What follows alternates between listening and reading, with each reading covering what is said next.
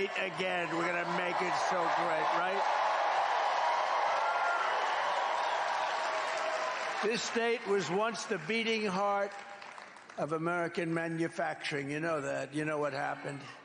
But year after year, globalist after globalist, radical left politician after radical left politician, Kamala Harris and her party sold you out, allowed your jobs to be plundered and stolen from you by other countries. After NAFTA and China's entry into the World Trade Organization, some of the worst things that ever happened to this country, North Carolina, lost over 300,000 manufacturing jobs, like taking candy from a baby, including 60% of its furniture manufacturing jobs. You know, I used to come here to buy furniture. I'd come here. The artists you had, they were artisans. They were incredible. I'd like to see a new handle on the chair. And you'd have a guy, oh, yes, sir, ding, ding, ding, ding, ding. I mean, the most incredible talent. But stupid politicians took that away from you. Really stupid, horrible politicians. They took it away. They took it away. It went to China and lots of other places. And you heard when I bought some furniture, the chairs would break. People would sit in the damn chairs, they'd break. I'd end up getting sued all the time. I like North Carolina much better, if that's okay. Under Kamala, the United States lost 50,000 manufacturing jobs just this year alone. I don't even mention Biden anymore. I don't know what the hell's going on there. Who do you tell? Who's running this place? You know, we're close to a nuclear war, and we don't know who the hell's running our country. Is it him? He goes, Obama's running it. Obama.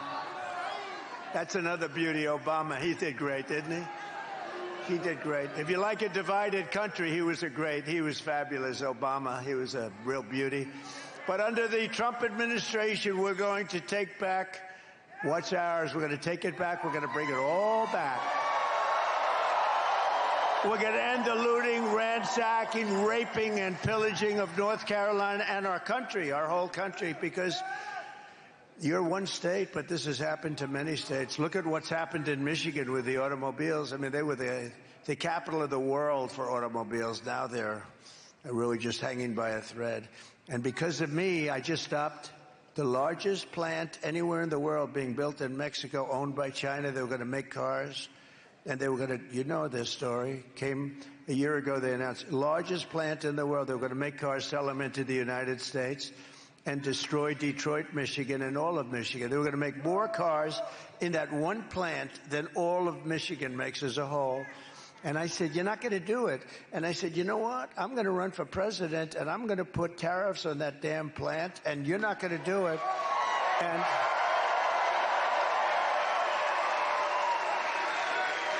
And I just heard last week they've abandoned the plant because of Trump.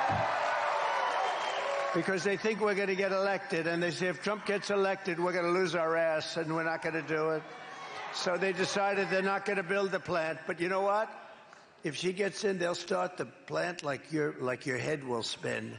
And they'll be selling hundreds of thousands, millions of cars into our country with that big, monstrous plant. There were a number of plants. They're all stopped, every one of them, because they think I'm going to come in, impose 100, maybe 200, do whatever's necessary. They're not going to have one car come into our country and destroy Michigan and South Carolina and Tennessee and a little bit of North Carolina. But, you know, South Carolina has been very big with that.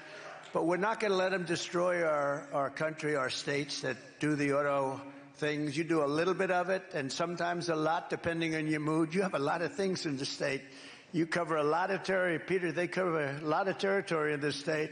But the one that I like best, I loved, and I really mean it, I loved what you did for furniture. Isn't that terrible? I had such a heart for furniture here. It's hard to come back. It's hard to come back, but we're going to bring it back. We're going to bring all of it back, more than you ever had before. We're going to bring it all back. We're going to bring it all back. And if she comes, I'll tell you what, if she becomes president of this country is finished. This country is finished. And I don't like to be that way. And I wasn't that way. Even with crooked Hillary, I wasn't talking that way. This woman is a radical left lunatic who has no right even running. She doesn't deserve to be able to run. She came in last in the primary. Now she's running because they want to be politically correct. I'm not going to let this happen. Starting in January, we will give our companies the lowest taxes, the lowest energy costs, the lowest regulatory burdens, and free access to the best and biggest market in the planet. But, you know, it will not. If we keep going like this, we're not going to have the best market anymore. We're going to be like Venezuela on steroids, okay? That's what we're going to be. And I used to say that. And if I don't get elected, that's what's going to happen. You're going to end up in a 1929-style depression. If you look at what her policies are, she has no idea about business. She has no idea. Frankly, she has no idea about anything. She destroyed San Francisco, which was really the best city, I think maybe the best city in the country. She destroyed it. She helped destroy California, along with Gavin Newsom, who was one of the worst governors in the history of our country. But only if they make their products here, they're going to get these benefits. Only if they make their products here in America and they hire American workers to do the job. It's very simple.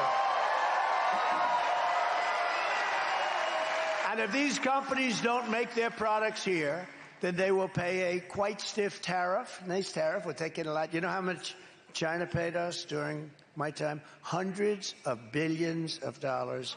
No other president got them to pay not 10 cents. Go through all these great presidents. Oh, they were so great. Not 10 cents. China didn't pay 10 cents, and they were ripping us left and right.